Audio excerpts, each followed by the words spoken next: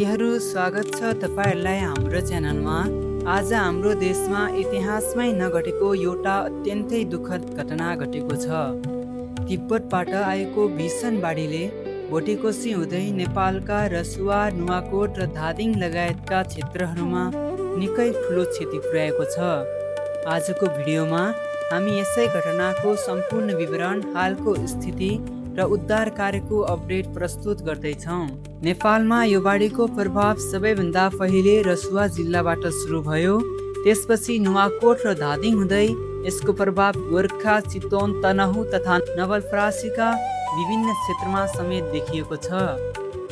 खोज तथा उद्धार कार्य अझै पनि जारी छ। अहिलेसम्म आएको अपडेट अनुसार करिब 165 जना नेपाली नागरिकको निधन भइसकेको छ भने नेपाल र तिब्बत गरी जम्मा 1500 जना बेपत्तामा परेका छन्। यो बाढीले नेपाली नागरिकलाई मात्र नभएर नेपालमा घुम्न आएका विदेशी पर्यटकहरूलाई पनि असर पारेको छ। करिब 579 जना पर्यटकहरू अहिले सम्पर्कविहीन रहेका छन्। यी पर्यटकहरू इन्डिया, अमेरिका, अस्ट्रेलिया, ब्रिटेन र क्यानाडाबाट आएका थिए। पर्यटकहरूलाई खोज्नलाई रेस्क्यु अपरेसन पनि जारी छ। सारांशमा भन्नुपर्दा अहिले नेपालको ठुलो भीषण बाढीका कारण 165 जना नेपाली नागरिकको मृत्यु भयो। 826 जना नेपाली नागरिकहरू बेपत्ता परेका छन् र 579 जना पर्यटकहरू सम्पर्कविहीन रहेका छन्।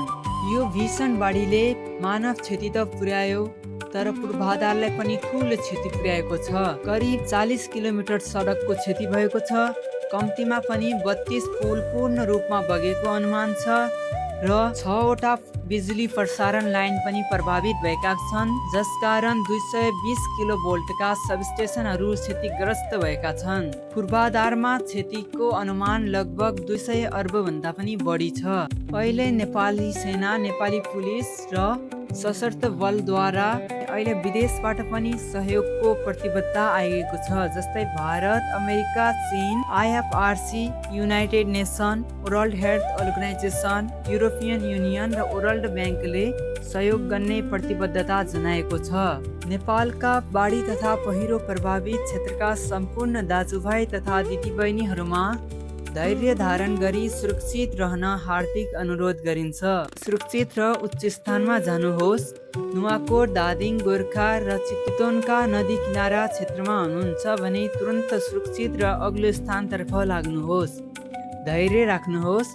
नेपाल प्रहरी, सशस्त्र बल, नेपाली सेना र अन्तर्राष्ट्रिय उद्धार टोलीहरू उद्धार तथा राहत कार्यमा निरन्तर खटिरहेका छन्। आधारिक सूचनाको मात्र पालना गर्नुहोस्। स्थानीय प्रशासन र सुरक्षा निकायले जारी गरेका सूचनाहरू मात्र पालना गर्नुहोस् र अनाधिकृत हल्लाको पछि नलाग्नुहोस्। आकस्मिक सम्पर्क नम्बरहरूमा आवश्यक परे पनि फोन गर्नुहोला।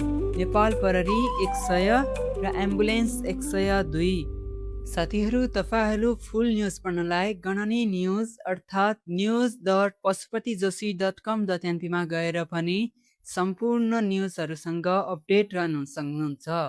दैनिकी समाचारमा अपडेट चाहनुहुन्छ भने हाम्रो वेबसाइटमा गएर जोडिनुहोला। त्यसका लागि तपाईहरू आफ्नो क्रोम तथा गुगल ब्राउजरमा गएर तपाईहरू सर्च गर्न सक्नुहुन्छ news.pashupatijoshi.com.np।